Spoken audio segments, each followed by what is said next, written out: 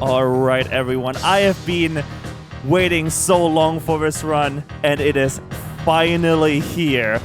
It is Super Mario Odyssey with IHNN. I am so hyped for this run. You all enjoy an awesome show, and IHNN and Horai, the floor is all yours. Take it away.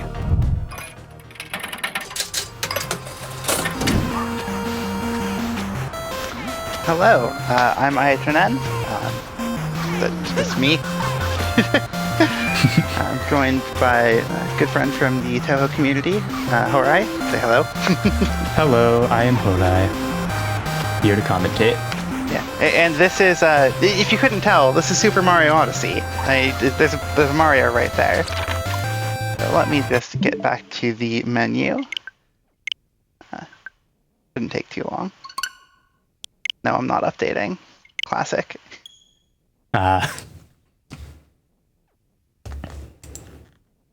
Mario in his famous red outfit. Yeah. So the entire reason I really heard about Speedromizer is from George having a Toho crossover block last event, and well, it was a lot of fun. So I signed up again, and I got Odyssey. Time does not start here. Time starts when I hit start here.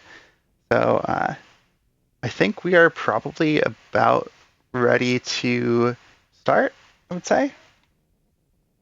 Whenever you're ready. All right. Good luck. 3, 2, 1. Let's go. So one of the first things I realized about Mario Odyssey after I casually played through it, because I had not played it before getting it assigned to me, was that there's actually a lot of downtime in this run. There's a lot of cutscenes that you just kind of have to wait through, and you don't really even gain control until 30 seconds in. In doing practice runs, that's kind of an annoyance, right? Because then there's just a lot of downtime between the stuff that I actually want to get to. But in the case of a marathon run like this, it's great because it means I have time to actually explain things. So you literally just move the camera until it gives you control and jump, and then once you jump, you can start rolling. Another thing I found out that I didn't know from my casual playthrough is that basically everything is faster on motion controls. So for rolling here, I'm literally just waggling the Joy-Con back and forth, and that's faster than if I just mashed the button for rolling. For some reason. I don't know why Nintendo decided to do this, but they did, and so we all have to deal with that. Yeah, wanted us to use the Joy-Cons, I guess. The beginning of the game is pretty straightforward. Cap Kingdom does not have a lot going on, aside from hoping I don't bonk. Nice. Nice. And then it is possible to skip the frog here, but it's hard. I didn't learn it. As for how I learned this run, I learned almost everything off of Tom Shee's beginner tutorials, which even though they're something like 4 or 5 years old, are really quite good. They explain a lot of things. There's a lot of different strategies shown, and whenever anything didn't quite click from that, I have enough experience running 3D platformers, if not Mario games, because I don't do a lot of Mario games, but I have done a lot of PlayStation runs, Ape Escape or Spyro, that come on. Oh no! The bonks begin. That I have a good amount of experience, trying to piece together strats that work for me.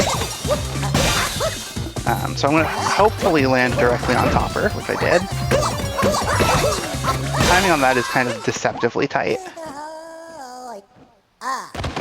Well, that was awfully fast. Yeah.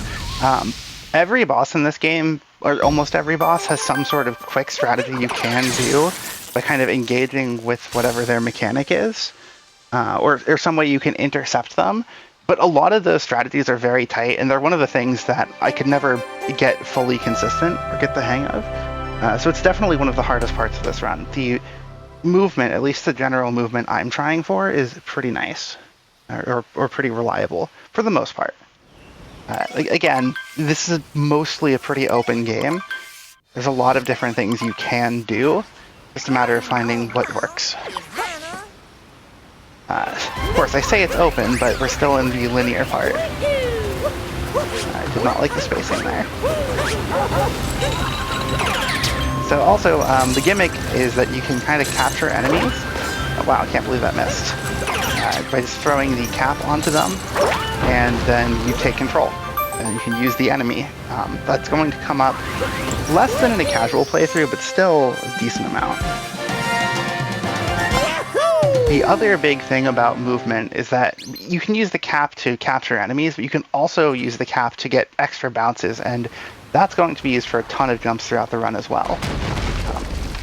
In fact, after this cutscene, I skip, and then this dialogue that I skip, and then a little bit of movement, and one more cutscene that is, again, dialogue you can't skip. Then the cap bounces will be used to go directly to the T-Rex, and hopefully I get Dino Skip.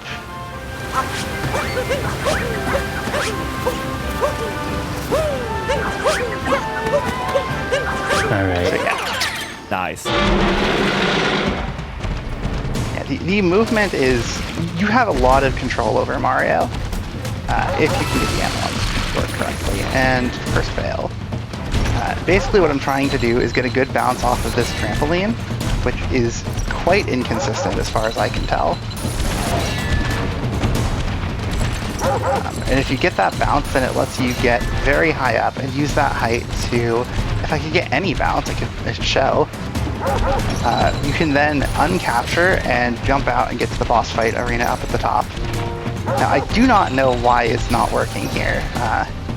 This is one of the least consistent parts for me. Never goes this bad, though. That's not gonna make it. Oh no. Yeah, I wish this wasn't fast or it didn't exist, because it is very annoying and inconsistent. Sometimes it works. If I get a bounce like this, it's really easy. Nice. Oh, Finally. So Well done. one of the other things I learned is, of course, more motion controls. You can just shake to escape faster. Okay, grab some coins for later. I actually don't think the route I'm using needs specifically those coins, but it's something to do during the downtime.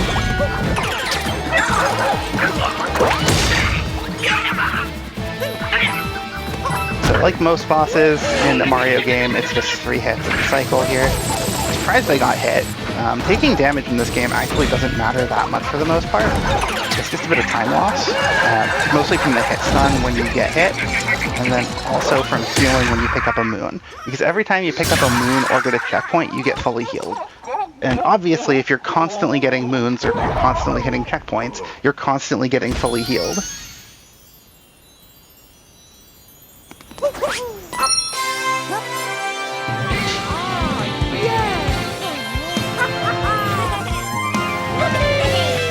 So this is kind of the first of the really long moments of downtime. Every time there's a story moon, and especially a story multi-moon, I checked, there's literally 30, 40 seconds of cutscenes until you regain control.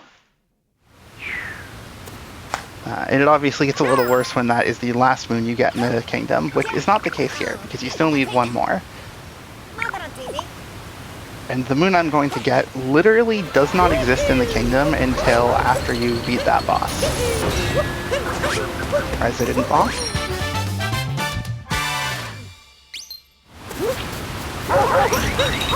Nice. Yeah, so aside from Dino Skip, I mean, that was fine. Yeah. It happens. Too bad that one's inconsistent. There's a couple of things that are, at least for me, very inconsistent. Hopefully nothing goes too badly here.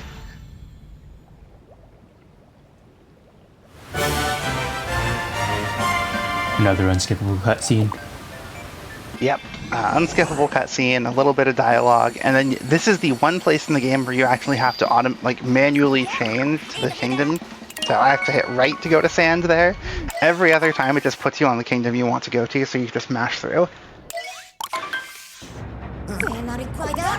So this one, the action guide's going to get pulled up, so as soon as I see action guide, I go to B, and then get rid of it before it even shows up, because I already know how to play this game.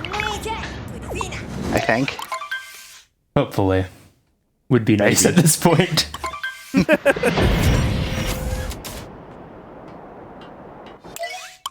Sand is where the game first really opens up. You have to get 16 moons, but you can get those 16 moons from absolutely anywhere, and there's so many more than 16 available. This is also probably one of the few places where I have, oh that's not good, some sort of backup strategy in mind, which I'm gonna need actually. Let me up there.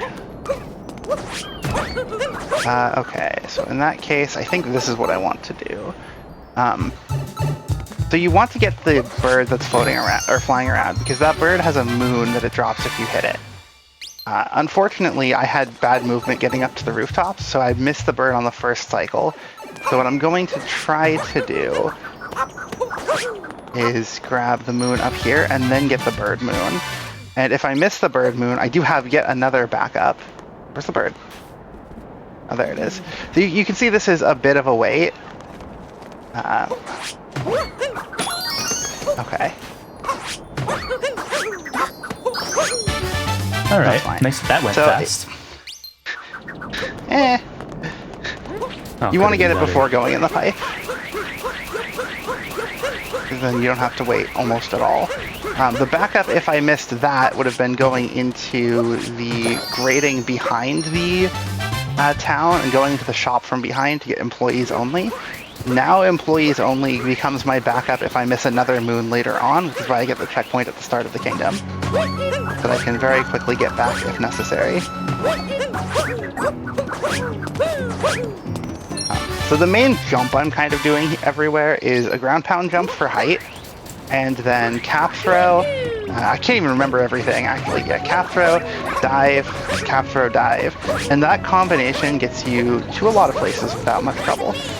Triple jump into that is slightly better, and you can sometimes mix in wall jumps, but you can't get a cap jump after, cap bounce after a wall jump.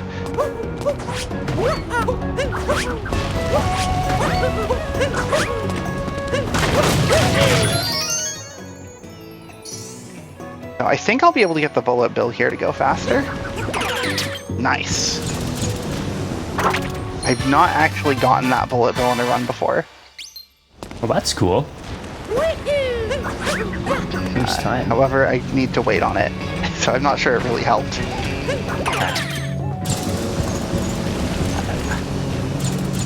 So this is the thing I would potentially need a backup for. Fortunately, got the moon on the pillar.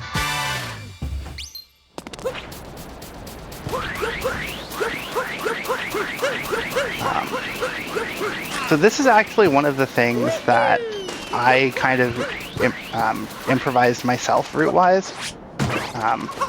Just because the beginner route that was effectively recommended has one trick that it was kind of inconsistent, kind of punishing, and also I was a little worried about losing a lot, like the coin route being tight and losing a lot of coins through deaths, because there's not lives in this game. You just lose 10 coins on a death. So I elected to solve both of those problems by bonking, apparently, by going into the Sphinx room, grabbing the coins and the moon in here.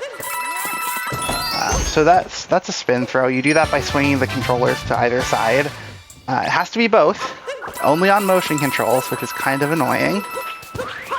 But it is what it is. This is Mario Odyssey.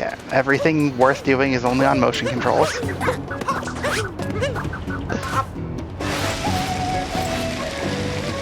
And then you sink into the sands, into a secret room, and yay, another moon.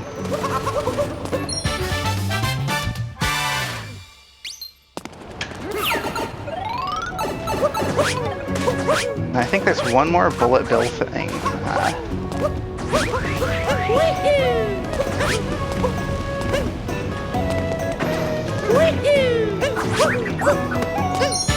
So if I've done that right, there will be a bullet bill behind me that I can just use to break open a block. And then you'll see that there's another bullet bill behind me again. If I do that right, I can now use that bullet bill to more quickly get over to the cactus, which has a moon hidden under it. Because of course there's a moon hidden under the cactus. Why wouldn't there be? Cactus that you just happen to be able to possess. Yeah, and make walk. Because everybody knows cacti are known for two things: eating plants in the desert and walking. Right.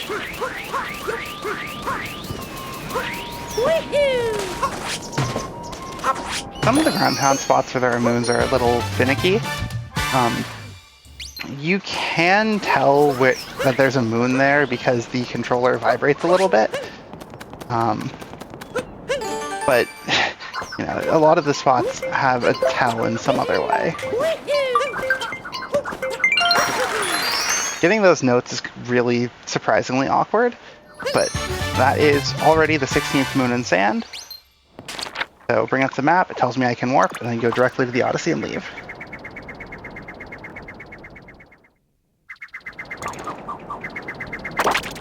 So if there's anything for the host to say, now is a good time because there's obviously downtime between kingdoms. Absolutely, absolutely. This is an awesome run so far. Just a reminder for everyone, we are raising money here at Speedromizer for QMUNITY. It's British Columbia's quick content Spirit Resource Center. So if you want to support a local, LGBTQ plus like resource center, awesome charity, who have helped, by the way, over 13,000 people per year since 2022. So lots of people you can help, and despite that, there's still a really small charity. So even just a $1, $5 donation, anything counts. So you can do donations in. If you want to donate, you can go to speedromizer.live/donate, or you can follow the links below the stream in the bio. And yeah, you can donate anything as low as $1, and it's Canadian dollars. So that's even less. Even if it's just a little bit of every little cent helps. Perfect. And now I have control again to go get 8 moons in Lake. Lake is one of the shortest and smallest kingdoms in the game, especially for a moon collecting one. Surprised I got the triple there. Did not want to capture the Goomba, but that's fine. So that is much easier than it looks, because if you shake the controller after throwing Cappy, you just kind of get a homing throw. Unfortunately, the angle change results in a bonk there. That's fun. So now I have no idea what the Cheep Cheep cycle is going to be in a couple seconds. Alright.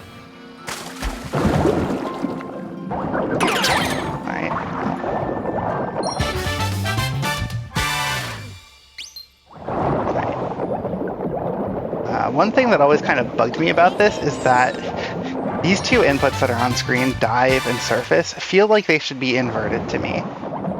They are backwards. You push the button that is higher on the controller to go lower, and you push the button that is lower on the controller to go higher. Because it feels wrong, more often than not, I feel like I push the wrong button first. But I have been getting better about that. With 5 moons, it's already time to go to Rango, who is the boss of Lake Kingdom. There was a boss in Sand Kingdom, actually multiple, that are just not worth doing. Unfortunately, this is, I think, the hardest of the brutal fights. Wow, not a good start.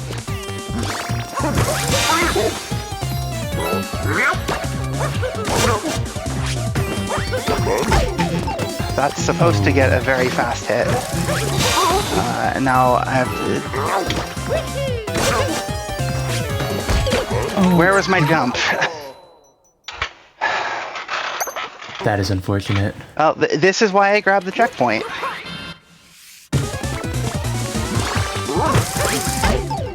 Mario, like, seriously. The dive is supposed to just put you high enough. I'm just gonna take the death and start over, honestly. I'm not gonna try to recover that. Yeah. This is kind of what I mean about the boss fights being inconsistent. I can get this immediately, or I can just immediately, like, struggle for a long time, and I feel like I'm doing the exact same thing every time.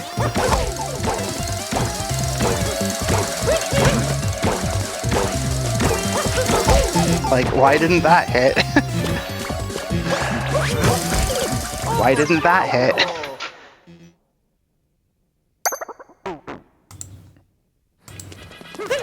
Yeah, this is the worst fight in the game, or it would be if there wasn't one a bit later.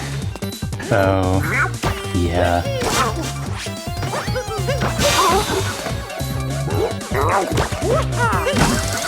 So I am wondering, how bad is the coin loss going to be? Coin loss is actually totally fine because I get more coins than I need. That's good. Why? I feel like the game does not function properly in that fight. Which is, I know, a very strong statement, but it's so irritating.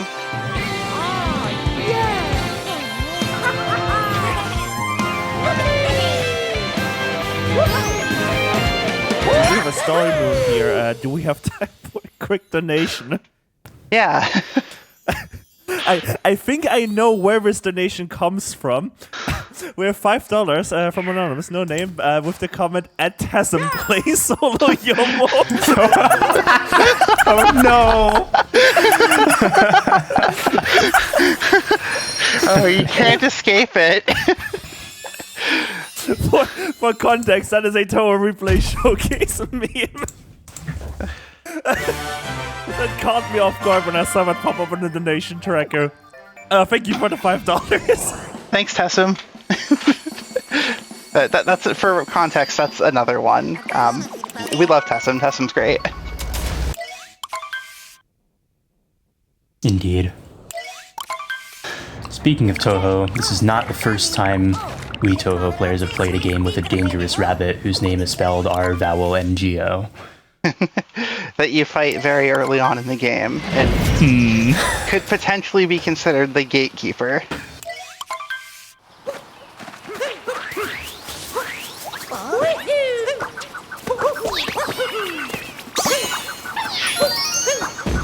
So there is a faster way you can do this by kind of taking a rock with you, but I could not, for the life of me, get the hang of chasing the rabbit down with while holding a rock. So instead, I'll just pick up the rock that has the moon and then crash it into another rock which instantly breaks it. Because that makes sense.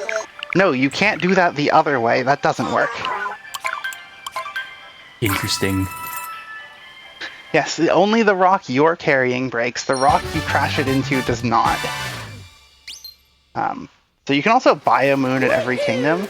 I believe it's only done in 2, but Wooded Kingdom is one of them. I think I'm too far away there. Yeah, let's try that again.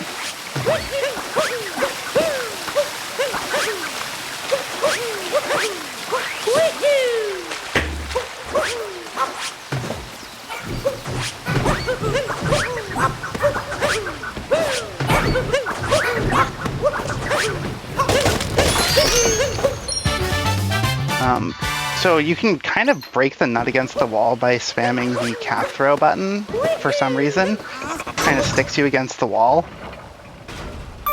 And I wanted to roll here. So another thing about the controls is that, for some reason, there's so many buttons on the controller, but Nintendo, in their infinite wisdom, decided that shaking the controller should be used for cap throw and rolling. So anytime you see me do a cap throw and it just looks like a weird time, like why would I want to? The answer is I didn't. Nintendo just decided to bind 2 things to the same button.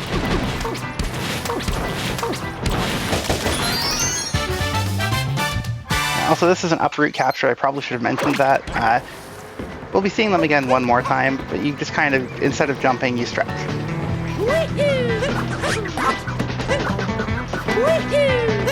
So grab the checkpoint, and then at this now and only now, do you backtrack down here, and again, hopefully not fall, because I believe if you fall there, you go into deep woods, and I don't know what to do if you fall into deep woods, so it's a good thing I didn't. Oh. Yeah. Well, like on a casual level, I know. I just don't know where I would need to go, so it would be pretty bad.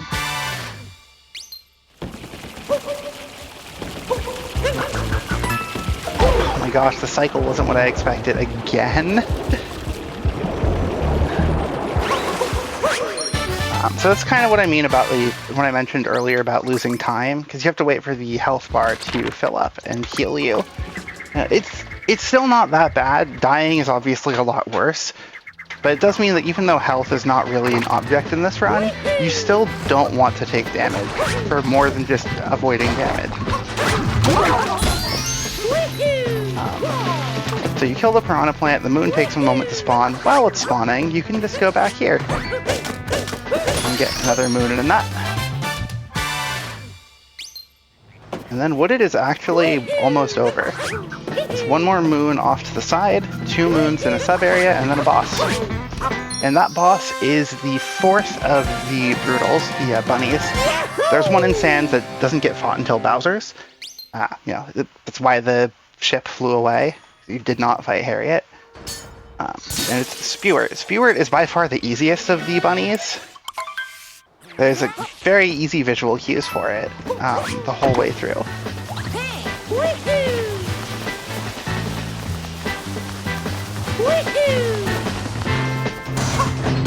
That's not great. I'm not gonna die, it's just slow.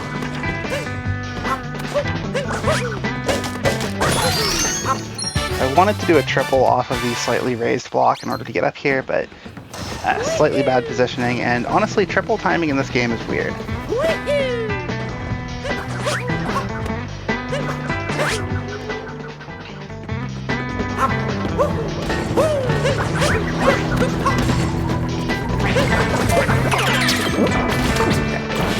So there is a cycle off of this P-switch. I don't think I'm going to get it to where I hit it. I'm definitely not getting it now. But if you're very quick through that section, then you can get back onto the road and follow it around to that platform that's kind of extending in and out on the right side, and use that to effectively just skip a cycle here. It's not too bad because you can pretty easily tell if you're going to miss it or not, but obviously you'd prefer to get it. I've only gotten it in a run once, so I didn't expect to here.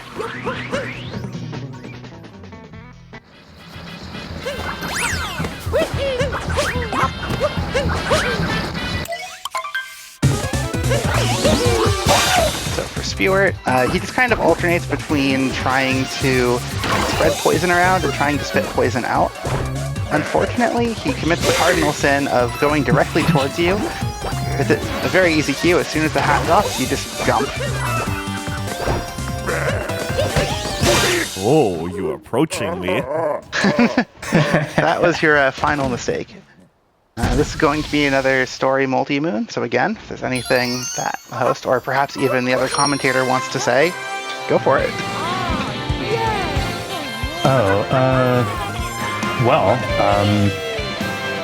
Wooded Kingdom was pretty clean.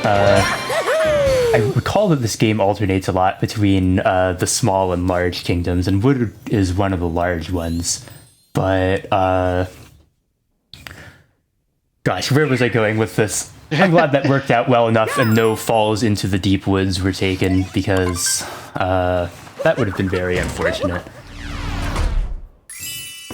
Other than some earlier stumbles, I think this has been going fairly clean, right? Yeah, the big kingdoms have gone well. And the big ones are the ones that I think are a lot more fun in this game, because you actually get to, play as Mario and move around and actually use the movement. When you get to do that, game's pretty fun. Who knew? Also, I have my own timer going with splits, because of course I do. That was apparently the best Wooded I've ever had. Oh, congrats. I have been hearing a lot of this the last couple days while you were practicing in the GRC voice calls. I heard a lot of that was the best insert level here recently. I feel like there might be a PB brewing. Not this run, I'm pretty sure, but it would be quite the comeback if it is. There's always that one boss that could magically go well. Yeah, true. I could save like 3 minutes there. Anyway, Bowser. Am I gonna get it? Yes! I almost never get that. Basically, a lot of things just happened there in kind of cutscene. You're told you have enough power to go to Metro Kingdom, but Bowser interrupts you, so you go to Cloud Kingdom instead, and you fight Bowser. Uh-oh! Also, wow. the way it works is you steal his hat and then kind of just punch him. And again, that's on motion controls because this is Mario Odyssey. Everything's on motion controls.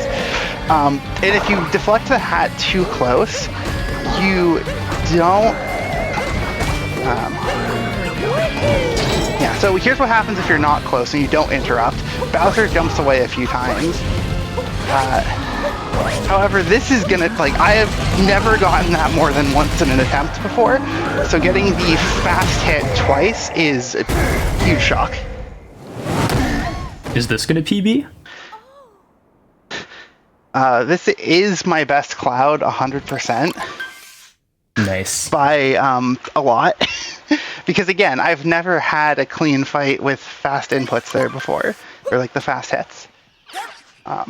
Okay, question. How far behind were you exiting after Dino Skip, and how far behind are you now or ahead? After Lake, because of all the deaths, it was 2.5 minutes behind.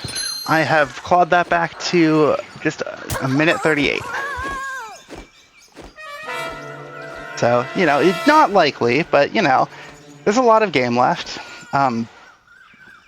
Also, experienced Odyssey runners or watchers will be well aware of Klepto Skip.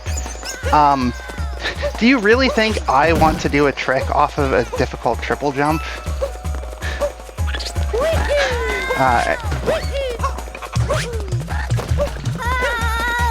I did learn the first part, but then I couldn't actually get all of the moons.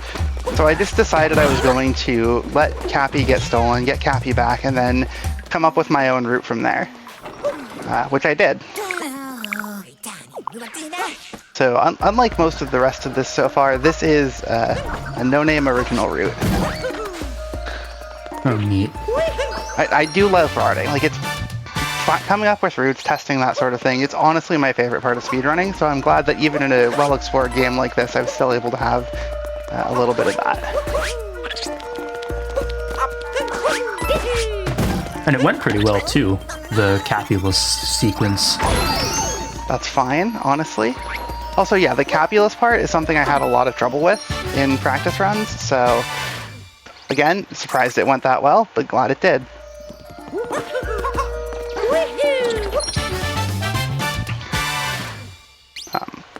Yeah, you can lure that shot into the block without getting hit.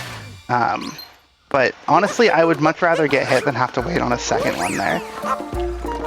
And then grabbing that checkpoint is technically not necessary or good, but I get it just in case I fall off into the poison here. It's kind of annoying if you do. At that point, you would not have a checkpoint, so you'd go all the way back to the Odyssey, and that's kind of far away.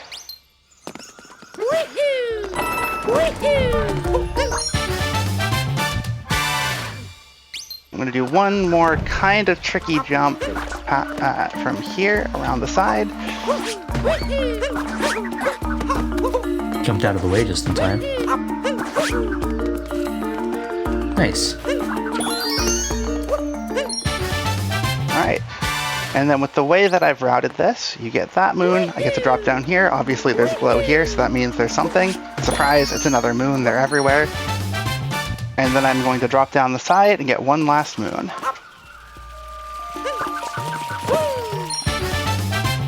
And then warp back to the Odyssey. That's why I made sure to land on the platform. And that's Lost Kingdom.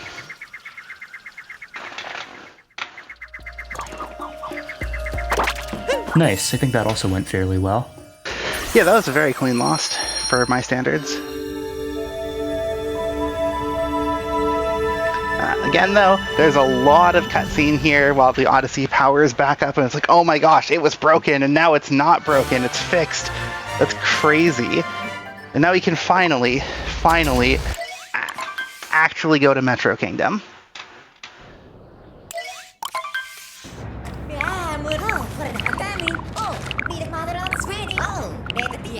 I guess fixing the ship is functionally not much different than just powering it up like you usually do.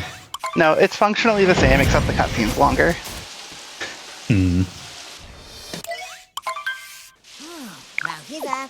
Surely the Odyssey won't break down again, and we'll never have to sit through that longer cutscene again. Yeah. Nothing bad would ever happen on an Odyssey.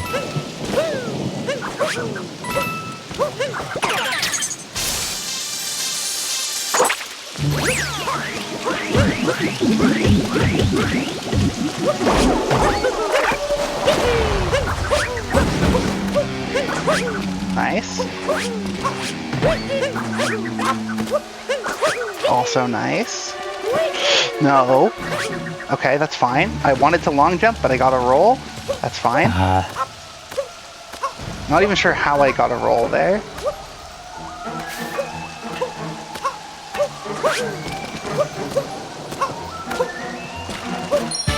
It's mostly fine because I didn't fail either of the big jumps and I didn't die and have to redo them.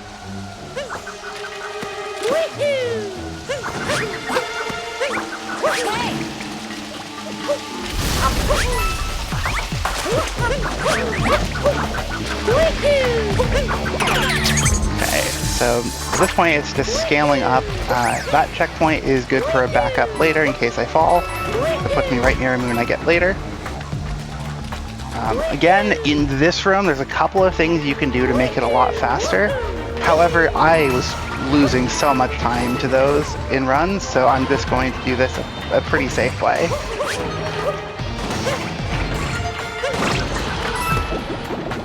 This cycle, dive, and then you can just wall jump up here, as long as I make sure I don't over jump. There's a hidden treasure chest in the top corner. And then you can jump directly from here all the way to the other side, but guess what happens if you fall? That's right, you fall all the way back down and have to climb all the way back up. No thank you.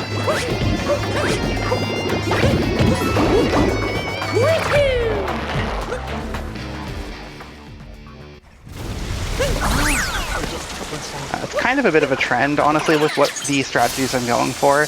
I'm doing stuff that I can do consistently and safely because obviously this is a marathon showcase, but also this is, who would have guessed, a hard game. No, no.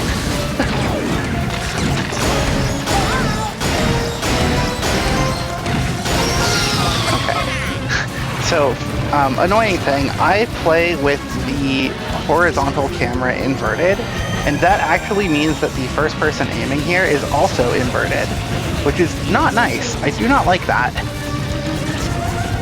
So it means that my left is left and my left is right and my right is left. That was a bit of a weird hit, but it's fine. By staying in the corners, you can make the path on this shorter, and I think it probably reduces some lag as well. There is also gyro aiming, which I'm going to use for some hits there.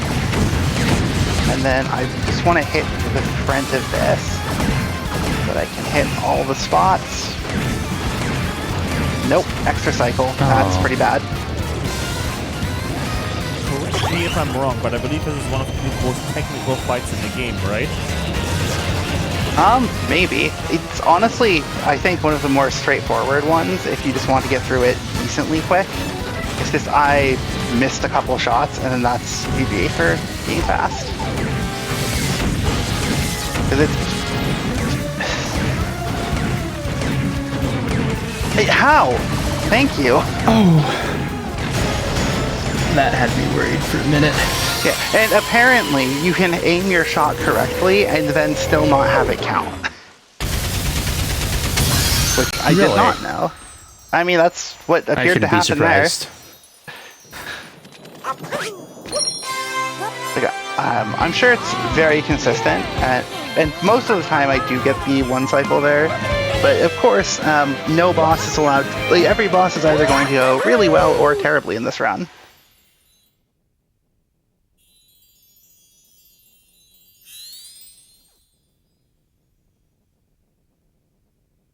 But with, the rainstorm over and the robot just defeated, now it's Day Metro, and now it's the fun part, because now I still need to get, 15 moons? Yeah, literally 15 moons. That's a lot. And obviously that means going around a lot of places and doing a lot of things. And that's fun. Who would have guessed?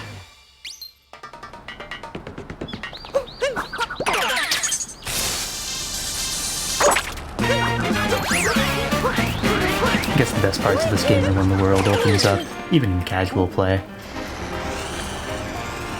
I mean, I guess that's not surprising.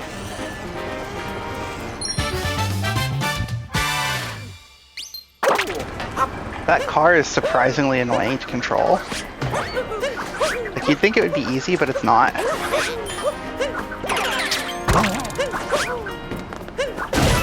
I teach you about our Lord and Savior racing lines? It's not about the lines, it's about the controls for it. Like, they're just really awkward. Anyway, now we get to go talk to this guy on a bench. He just happens to have a moon. So, that's nice. This is the one bench in the world where you get a moon.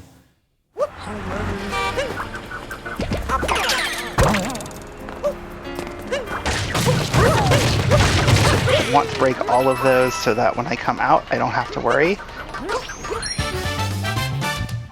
And at this point, now I'm going to go up to Pauline and start some story moon stuff. Not because I'm going to complete the entire story of the festival. That would take way too long. Nobody has time for that. But, you know, we can help her a little bit. We do have time to do that. Oh. They just need 4 musicians she wants. Well, there's one right here. It might be a story moon, but it's so little out of the way that it is well worth the time. One thing I actually found out yesterday that I do not have time to show is that if you jump on the musicians' heads in this room, they will actually make a sound on their instrument. And for the drummer, it's a cymbal crash every time you bounce into them or throw Cappy into them. Interesting. Probably don't try that in real life. You know, maybe if you have a hat you can throw to take control of things, it's okay. But if you don't, then I wouldn't recommend it.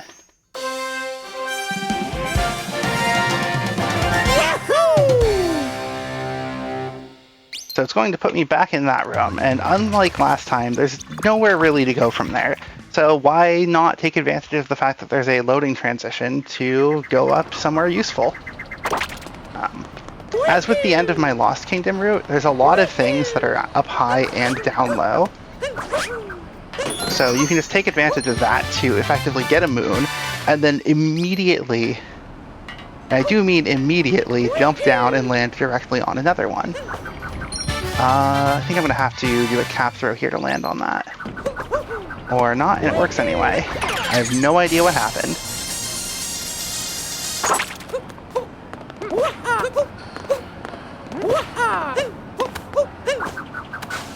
Nope.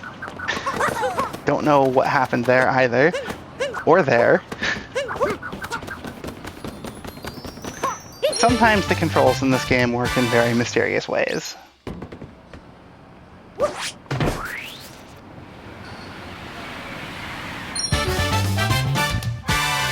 Yeah, when I said you go from a moon to another, I mean it. Oh, I'm going to get a landing stun here. That's unfortunate. Unless... no.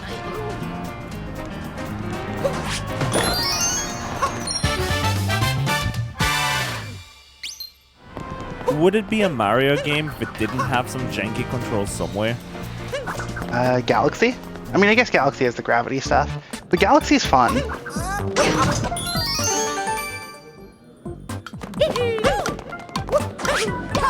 What exactly unlocked that moon? I hit a lever and it makes the timer challenge appear. Oh, I did not see it.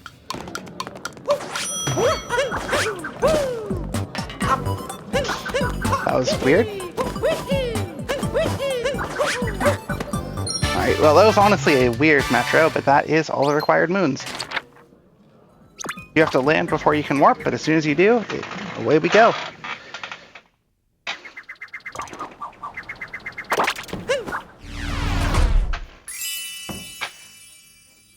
And at this point, the game gives you another choice. You can go to Snow Kingdom or you can go to Seaside Kingdom. Both of those require 10 moons, but they play out very, very differently.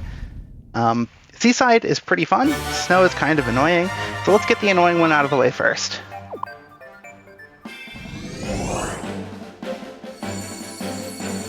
It's a Mario classic. Do you like the ice level or the water level?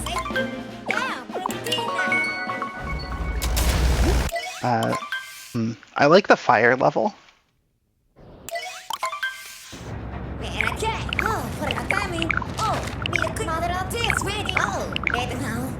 Snow Kingdom has a lot of story moons that are worth getting. In fact, there's 2, but 2's already a lot. And it's also just kind of slow because everything's in Shiveria, except for one moon. I can get one out in the snowstorm.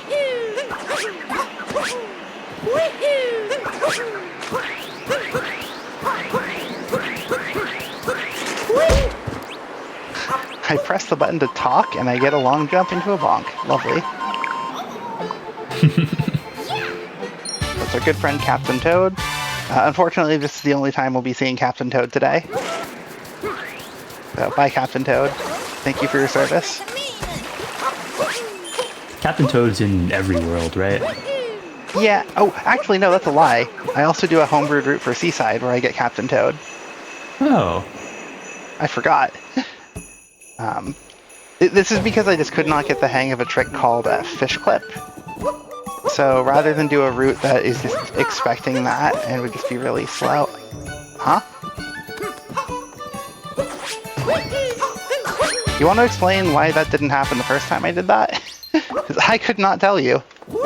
No. Thanks, Odyssey. Game just said no. You're not getting that moon. Moon, get up again.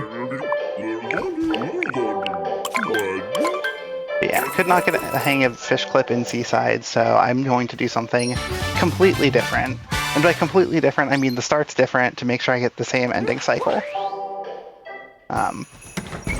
You'll see. But snow, you just kind of bounce. That is much easier than it looks, surprisingly, because it just somehow has less steps.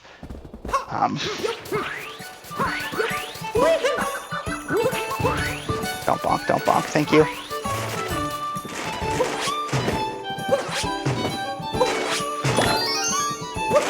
I find that the architecture in Snow Kingdom is especially prone to weird bonks.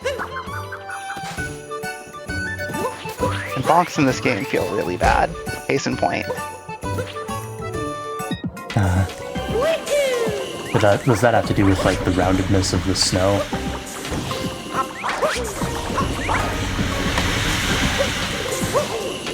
I don't really care how fast this room goes as long as I get the first speed boost, because I almost always have to wait on a cycle at the end here.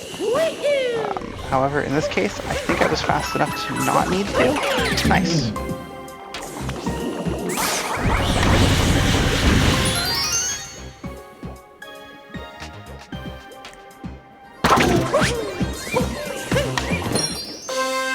So story moon, we go into another room, get another optional moon plus a story moon, and then one more, and then we go into the room that has Rango in it. So after, I'm not fighting Rango again. It's not worth it. It's slow, it's annoying, the ground's icy, it's stupid. I'll just get the optional moon and leave. The ultimate disrespect. As deserved for that bunny. Yeah, after earlier. I'm pretty sure Rango went worse in this run than any other run I've done. Even my first one.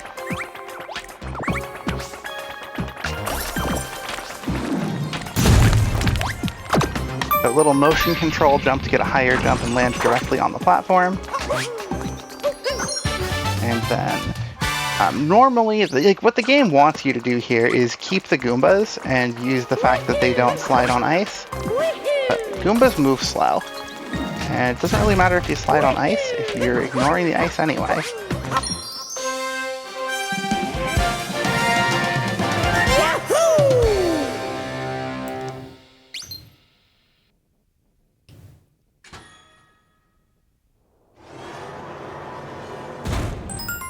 And And honestly, those barrier cutscenes coming after the story moons are part of why snow is kind of annoying for me, annoying and slow. There's not a lot you can do.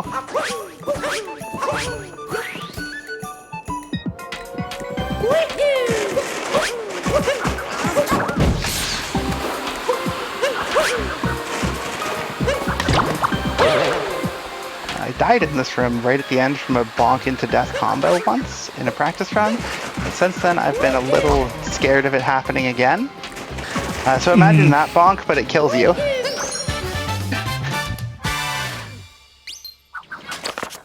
But that's the end. That's the end. And Rango was somewhere in that room?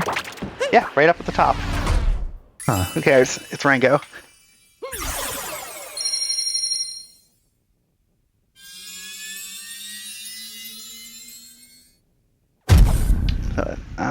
Now is probably a good time to see if there's anything that the host would like to add. Absolutely. Yeah, I do want to remind people we are, of course, raising money for QMUNITY. I do want to remind people on the two active incentives we have. We have one poll that's active still for the Spider-Man costume, I believe. Let me check the current options on that. Yeah, choose the costume for Spider-Man. Ben Relly is currently winning a lot, $187, a lot. But that donation we got earlier actually was put towards Scarlet Spider, so you know, $5 less, still $183 to go. But you know, if we can turn that, that's $180, like more than $180 for QMUNITY. So if you wanna get started on that, to turn that poll and choose a different costume for Spider-Man, I'm all down. And we also still have the second incentive for the Wario World run open for Eros to wear a full Wario cosplay, and that is now sitting at $14 out of $75. So we're getting there. Come on, we got this. All right. So the standard route for Seaside does not actually pick up a Gushin at all, and instead just kind of, comes in here with normal Mario platforming. That's kind of hard. And it's easier to just fly around, and if I just fly around, then I also have the luxury of visiting Captain Toad to replace Fish Clip. So, say hi to Captain Toad. Hello, Captain Toad. Never thought we'd see you again. Oh, the fire. I tried to throw Cappy to put the fire out so I could walk over it, but that just didn't happen.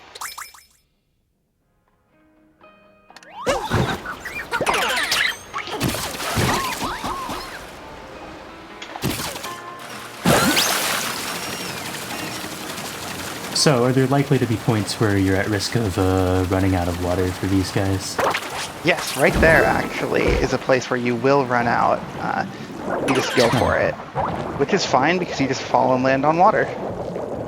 The other really nice thing about Gushins and water is that getting a checkpoint or a moon refills it, so I do not need to worry about that route at all. Just want to check where Dory is, a little later than I'd like. Hopefully I don't fish bonk in this tunnel. If you swim straight into a wall, you have a pretty small bonk. It's not that bad, but considering the entire level after the pipe is on a cycle, you don't exactly want to lose time anywhere. A couple seconds doesn't matter too much. The ideal would be to intercept directly. That was about as slow as it could be without being bad. That's almost entirely from hitting the fire near Captain Toad.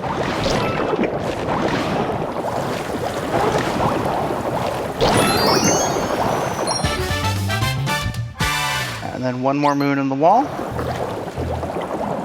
Let's do another camera recenter so I can actually see where I'm going.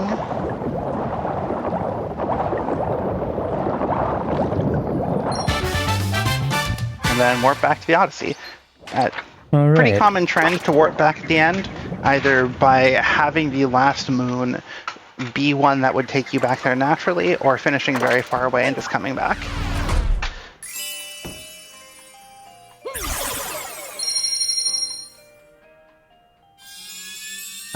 One little thing actually about that route is that if you take the Gushin too close to Captain Toad, he won't talk to you. So I was very careful to park it at the end, just so that Toad would actually talk to me and give me the moon. Oh, I see. Afraid of the enemy? Yes.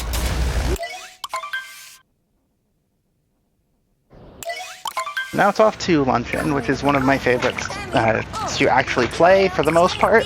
There's a couple sections in the geometry that you're expected to platform on that are kind of annoying.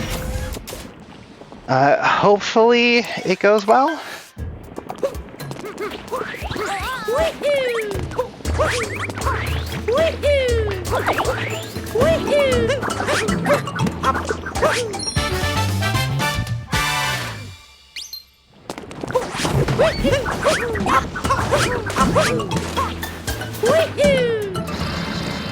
Now we get a Looked like rematch a pretty with clean Spewer. start. The fight is exactly the same.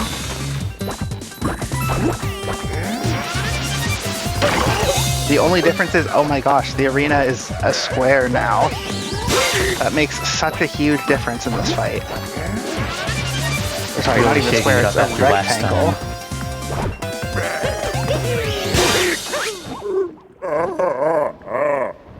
Yeah, it's the same fight.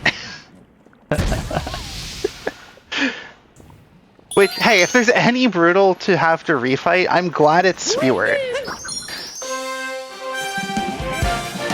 Like, I make fun of him for being easy, but I appreciate that it's easy compared to the other bosses in this game.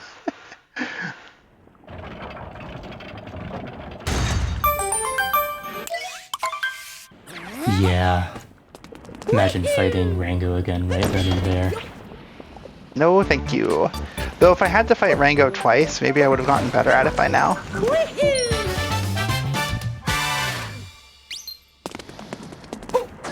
Nope. That's not what I wanted.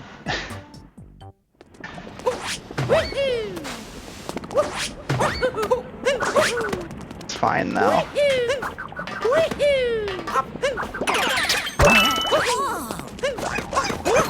It's fine because checkpoints heal you and there's one right there.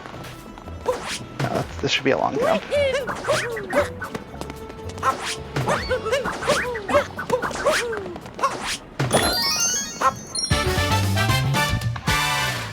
Okay, so honestly, most of the route for Luncheon is pretty straightforward. People who have seen a lot of runs or tried to learn the beginner route will notice I did one thing differently. I've left behind one moon for later because it's easier to get later, and it's because the jump is so much harder if you try to do it immediately. So, very much a consistency preference. 1, 2, 3. Thanks. Just wanted a triple jump. You can see I don't get them when I want them. The triple jump into a throw works perfectly there, but if you don't get the triple, the throw doesn't work.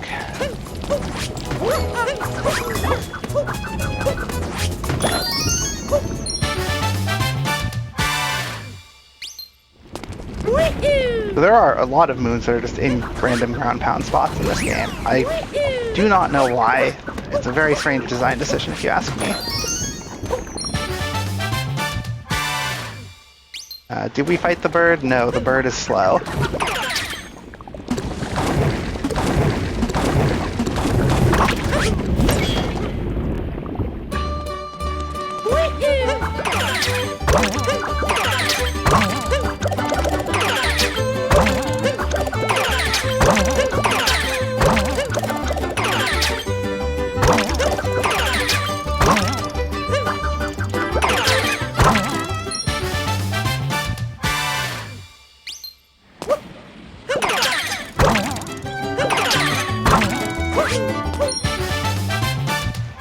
Like with a lot of things, shaking off of the forks makes you launch faster.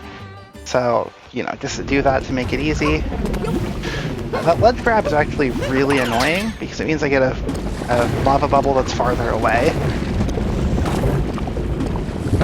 Does the ledge grab happen often? Yeah. I'm so glad I didn't fall down there. That would be really bad.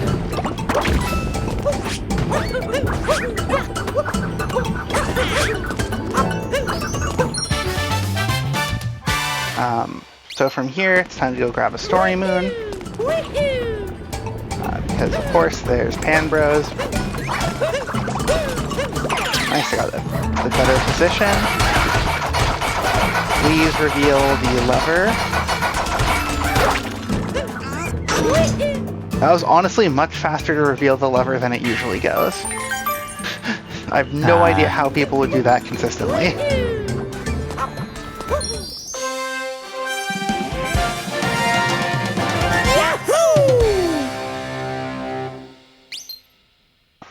So there's just a couple more regular moons, another story moon, story multi-moon, and then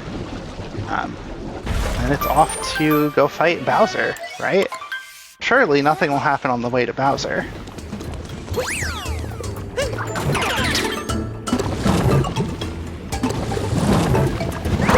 Hopefully. Yeah. Yeah, it's not like we're going to suddenly change into a Dark Souls game or something. That would never happen in a Mario game. They're completely different. Yeah, this is Mario after all. We already did the thing where the ship broke. There's no need to do it again. Uh-oh. We are surprisingly okay. Okay. Though I will say, from my casual playthrough of Odyssey, I felt like the ethos of this game was if something's worth doing once, it's worth doing twice.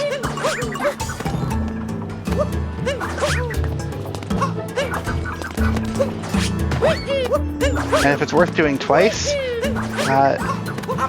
how many? And it's worth doing that twice, probably 3 or 4 times.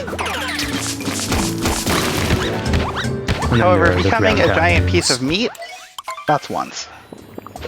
Oh, really? That's only once? That should have happened at least 3 times.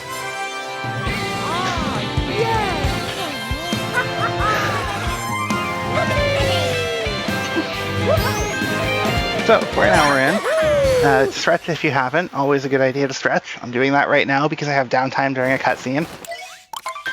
Stay hydrated. Do not drink the lava. That's not a good idea. Donate the lava to community. Wait, no, don't do that. Donate your money to community, though. Donate the lava. Is it supposed to be actual lava? Like, what is this liquid and why is there food all around it? I have questions. Your questions don't have answers.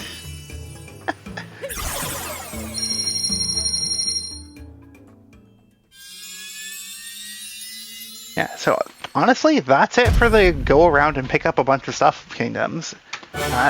Game's very much in the home stretch here.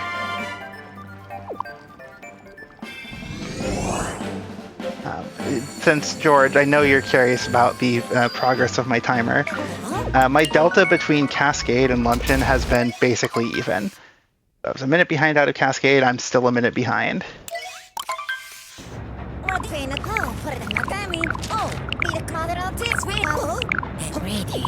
Cappy's explaining triple jump, the favorite technique. Yes, with good timing. What timing? You mind telling me the timing I should be going for? No? Okay. Thanks, Cappy.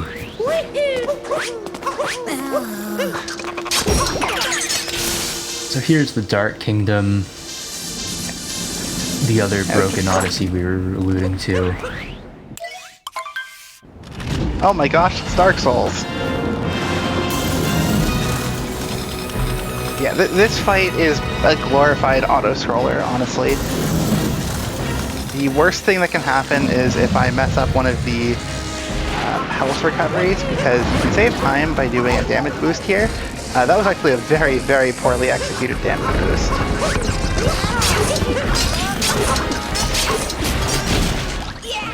I'm actually going to pre-adjust my camera so I can see the spot on the ground better. And I still almost don't see it.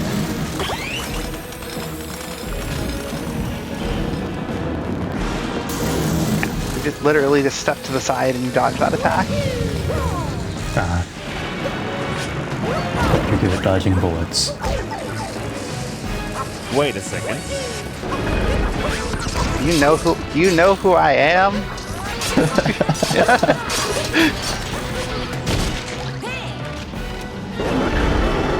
Okay. Now, where's the exact spot? Where is it? Where is it? Okay, it's here. Yeah, those are kind of hard to see, huh? I successfully avoided the attack.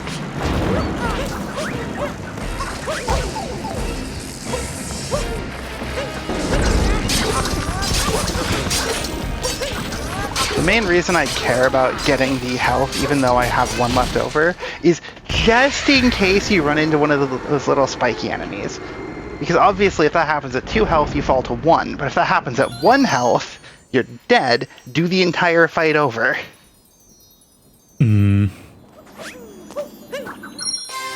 Speedrunner's greatest fear, resetting an auto-scroller. Yeah, I know, it's time loss that you can't even try to do anything about. You just sit there and wait.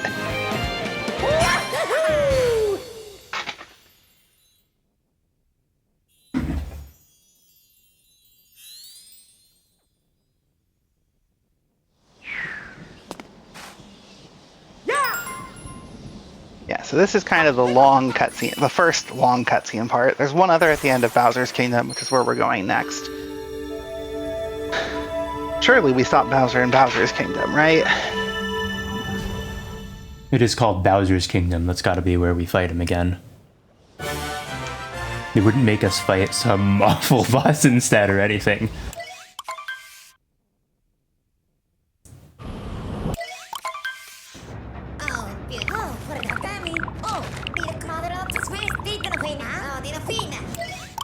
Yeah, Bowser's Kingdom is the longest level in the game, and it's...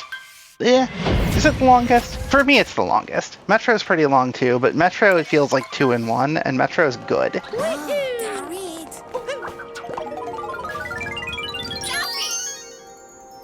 I'm gonna grab this moon on the backwards Bowser head. That's because it's there. Be quick.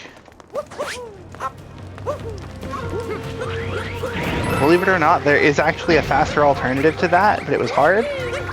And you'd lose a lot of time if it went wrong, so I'm just gonna do the safe thing.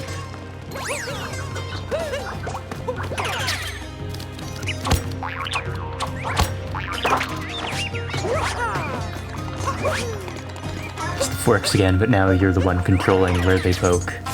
Yes. Give me the checkpoint. Not that I expect to ever die in this part, but again, why take the chance?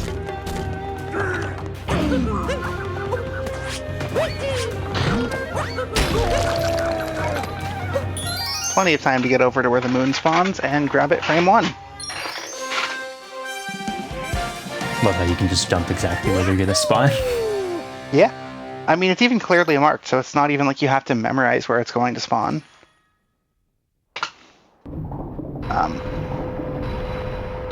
Honestly, I will say learning this route was not that bad. It only took a couple of run-throughs before I remembered everything I wanted to do.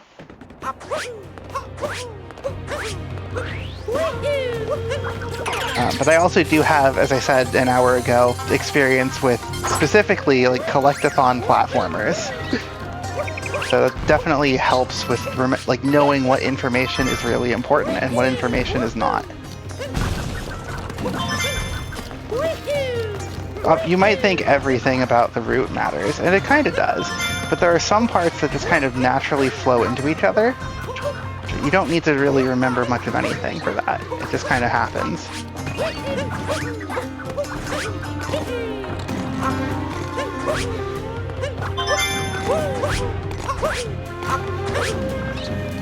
Let's try taking a front bird this time. That might be better. That felt a little better.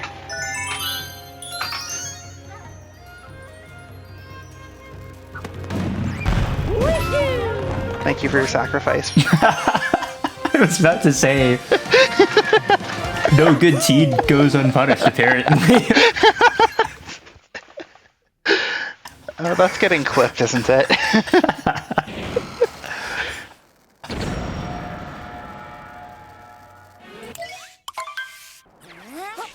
There's still a lot of Bowsers to go.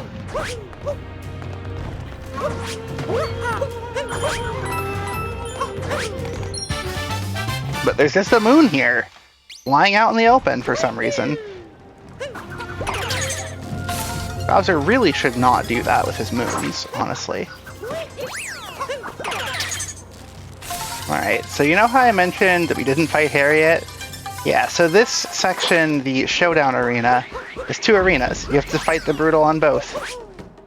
Here's Harriet. Her gimmick is bombs. Hopefully this goes well.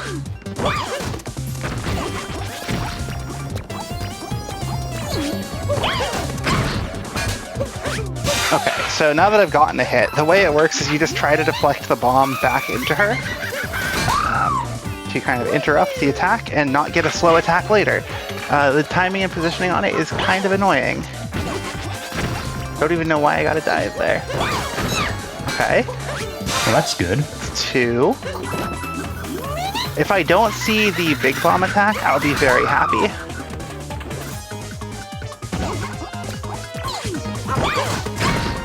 Nice!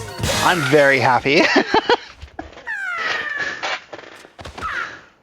Yeah, I've seen how that one can go. That's really good. Yeah, 2 missed hits, but those missed hits were in a way where it doesn't cost much, and I didn't take damage. Now it's time for the Topper refight.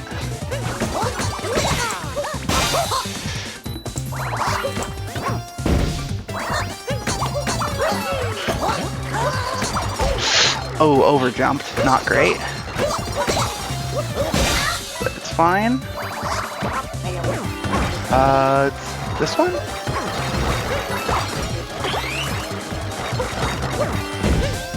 Okay. Good enough. Oh, good. Because you can interrupt immediately, as you saw from the first hit, but the timing is honestly quite precise, it feels like.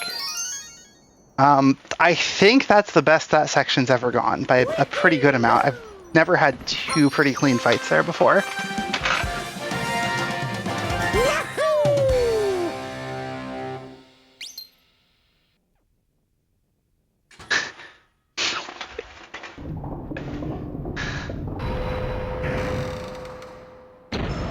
So now there's just one final climb up to Bowser. And by that I mean one final climb up to where Bowser currently is.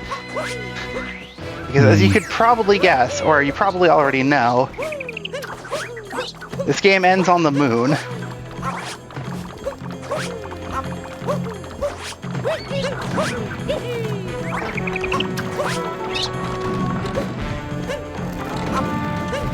Okay, I'll take not getting hit there. I deserve some break. Okay, maybe get the bird?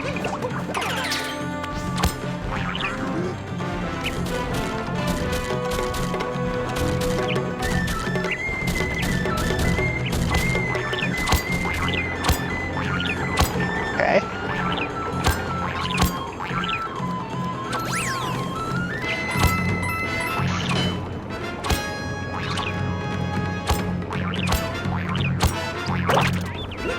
Awfully long kingdom for, awfully long and linear, I mean, for the very end of the game, or almost very end.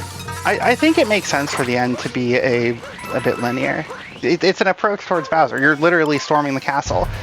Unfortunately, this isn't Bowser. This is the, in my opinion, worst boss in the game. Good luck. You can get that bomb.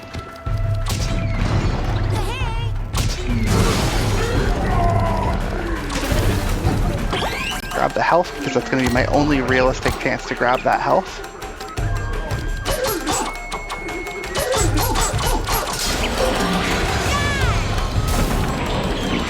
Okay, so we're going to poke back on. This is not an easy thing to do any of this fight on. Wait, I didn't get knocked back again?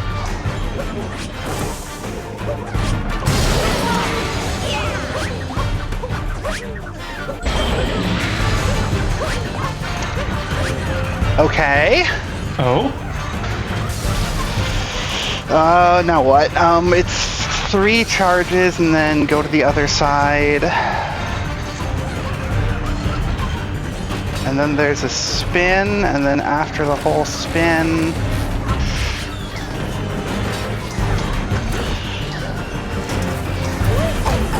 Unfortunate. I think I need to not go for the health here and instead just go for the bird. And then wait another cycle, which is really annoying. Where's the rock? There it is. Can we mention the absolutely amazing OST for this fight, by the way? It gives me trauma. Best part of the fight, though. This fight gives me trauma. So I'm just going to play it slow and safe for the rest of this, honestly, I think. And with that, I'm going to see if I can get up, which I can't. I didn't think you could, but what do I really lose by trying there? Nothing apparently. By staying in the bird, I get to go straight for bombs in this phase.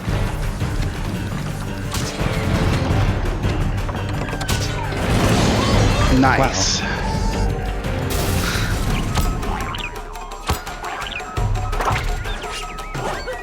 And then last hit. That's the best Okay. I've ever seen that go. I think that's the best I've ever had that go. Yeah, congrats. That's really good to happen live. What's your delta looking like? I'll let you know when I split for the end of the kingdom. But, I mean, I did say I had potentially something like 3 minutes on that fight. I do not like that fight. It's really annoying to even try to practice it. And the camera's annoying. Like, there's just so many things about it that feel like they don't quite work right. But I will take that. I will run with that all the way to the moon. Literally.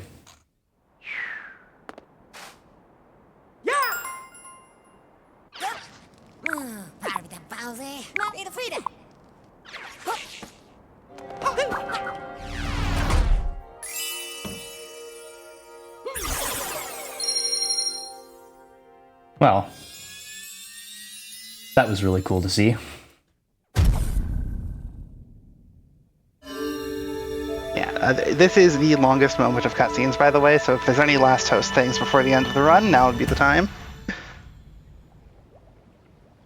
Oh, absolutely. I do want to remind people, for those of you maybe like watching this for the first time or just joining in, maybe from Total Replay Showcase, do want to talk a little bit about what we do here. So we're Speedromizer. We do raise money for community, of course. But kind of like our gimmick is that if you submit to this marathon, what you submit is not what you run. So you get somebody else's game. That's kind of like the concept of a marathon. So IHNN got Odyssey from Kill the Joke, I believe, and had 90 days to like learn the speedrun, and it all ends, you know, at the event right here where you showcase what you've learned in 90 days. So if you want to, you know, join the fun, if you think this is an awesome idea, of course, join the Discord. And before events, if you want to help out, we also have volunteer signups. So if you want to help with the event, you can sign up to volunteer before each event as well. It's an awesome opportunity. You get to learn a lot about tech. Trust me, I'm running I have the like entire tech in my room. It's an awesome experience for people to be able to like learn stuff about audio and things. So.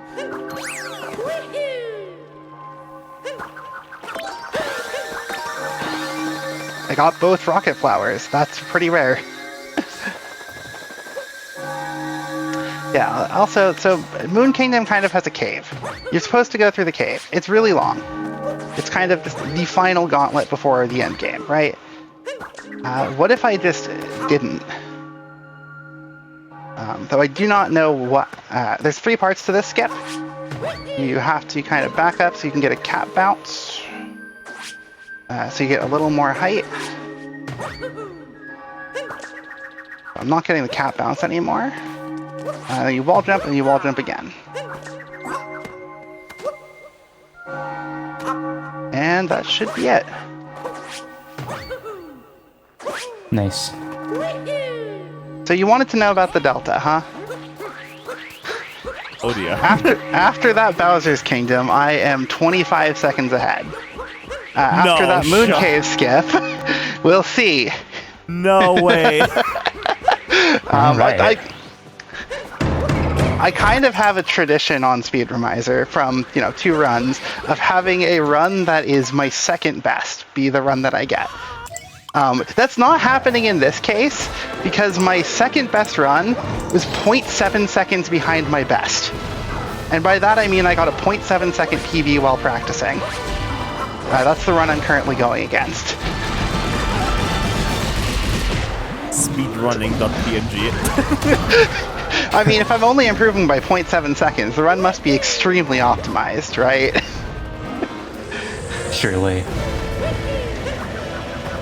The Bowser does 3 flamethrowers here. You can literally do whatever you want to dodge that. Like, even a short single jump is enough. I prefer styling a little bit. I'm just gonna let Bowser jump away here. Because the drawback of trying to go for the fast hits like I got in Cloud is that if the cap gets too close to Bowser, he will grab it and then you don't actually get to do that hit. You have to do that whole grab hat cycle again. And in this fight, I think you also have to do another round of flamethrowers, or like fire breaths. So I'd rather not.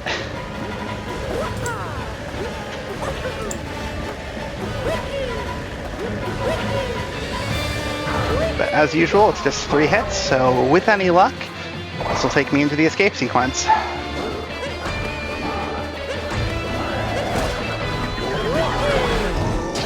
Oh, Get wrecked, Bowser! nice. One more jump.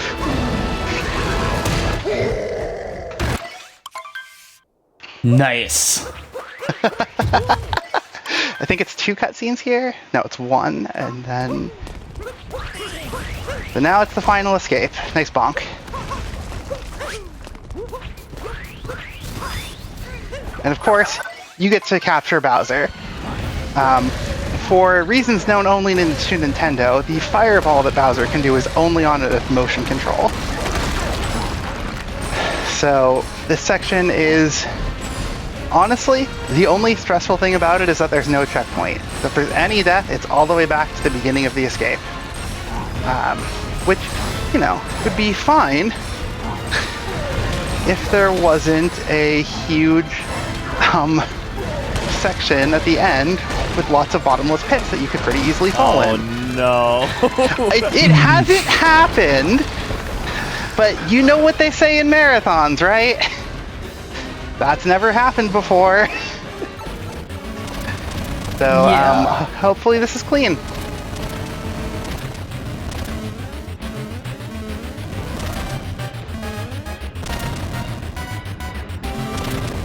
Not doing anything fancy here, it's just going to be a pretty standard 2D climb.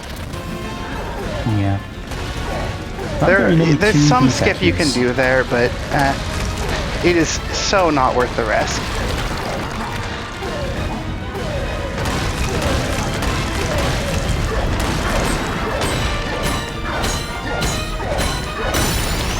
Alright, here goes.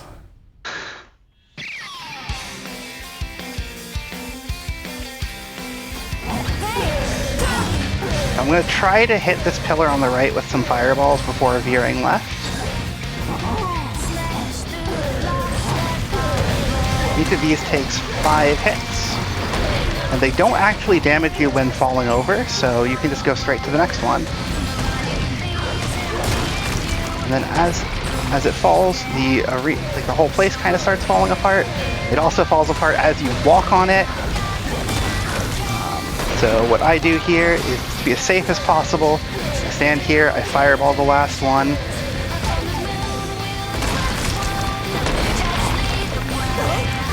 And that's gonna be good. There's no way you die from here.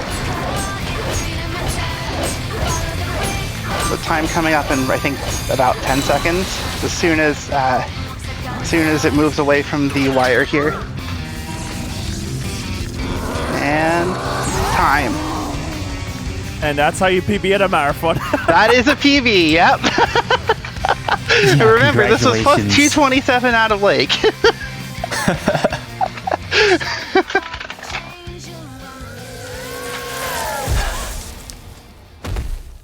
I knew it could happen, but I really was not expecting the mech to go that well. Congratulations. Good. Happy to get a PB. And honestly, happy to showcase that even when the beginner routes for something look difficult or are difficult, there's almost always an alternative. These things are almost always more approachable than they might seem.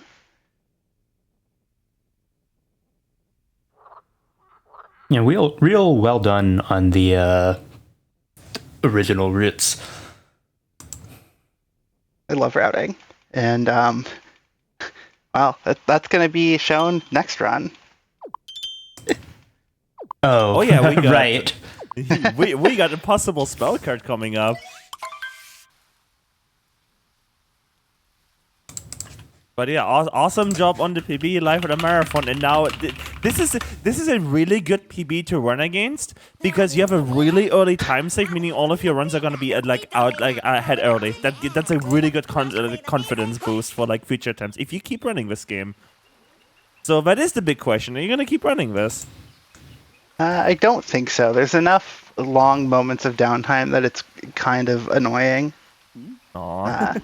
But as far as something to learn to show in an event like this, I had a good time. Oh yeah, that's what matters. That's what matters. You had fun. Yeah. But hey, any last words from YouTube before we head to break?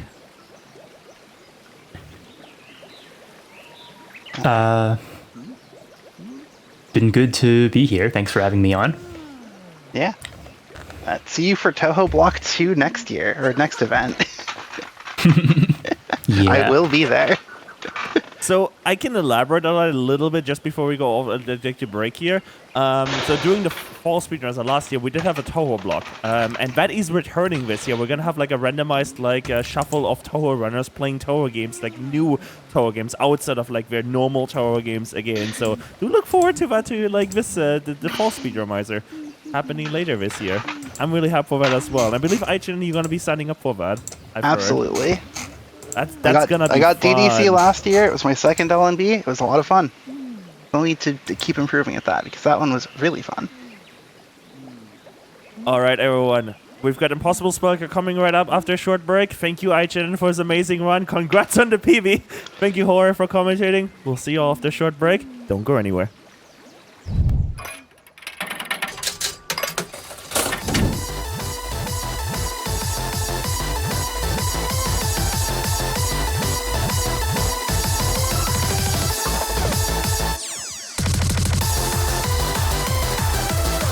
All right, if that was an amazing run, coming back from being almost over 2 minutes. I'm not 100% sure if it was 1.5 minutes or over 2 minutes, but coming back from that into PB live at a marathon. Congratulations to IHNN, and what a run, everyone. We have Impossible Spell Card coming up. This is a Toho game that got submitted into the regular draft pool by IHNN because IHNN spent a lot of time routing this and making it friendly to a beginner. This is, I believe, the first time somebody has learned like an actual Toho game for Speedromizer, or in any sort of learn a new run context, because Toho games are normally not that friendly to learning. Because obviously the entire bullet hell dodging, it takes a long time to get used to, but IHNN has made it work. Todd Ella flew the route from Possible Spell Card with items. It's gonna be an awesome run. It's gonna be a nice introduction to Toho if you've never heard of Toho Project before. Before we do that, couple of things. If you're just joining us, we're Speedromizer. What you submit is not what you run. So if you submit a game to this event and you want to learn one as well, what happens is you don't submit what you run. You get somebody else's game, and then you have 90 days to learn it. But important thing is you do not have to teach and learn. If you have a game you'd love to teach to someone, you can submit to only teach. If you have a game you only want to learn, if you want a game, you just want to be given a game, but you don't actually want to teach anything, you can do that. So that's really cool for the next event in later in fall / with early winter. If you're interested in this, if you're curious, do join the Discord. We will be having submissions open, obviously, like a couple weeks after this event, as we usually do. Because the summer speedrun, like the 2 speedromizers we have are kind of like back-to-back each year. We have one in the summer, and then, you know, the 3-month period, learning period begins, like the entire process begins really, really soon. So do get hyped for that if you want to, you know, learn a new game. It is an awesome experience.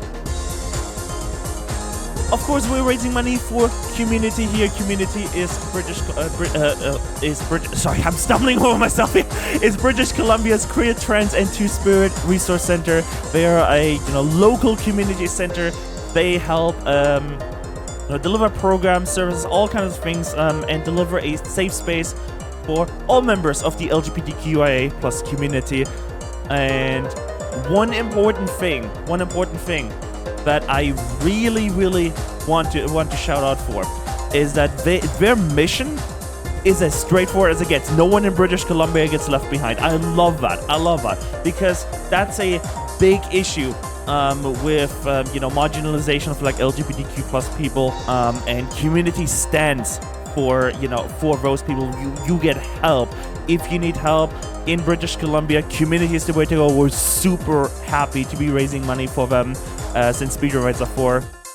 And if you have a couple, even if you just have $1 Canadian, which is like I think 60-70 cents in euro, like 60-70 cents in euro, or just like 80 US cents.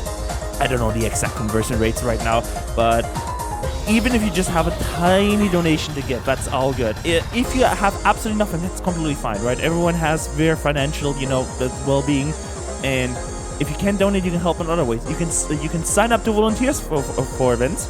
You can before we do events, we always host sign-up forms for volunteers. We call it a sign-up, not an application, because if you offer to give your time for us to help with the event, we're damn sure gonna make.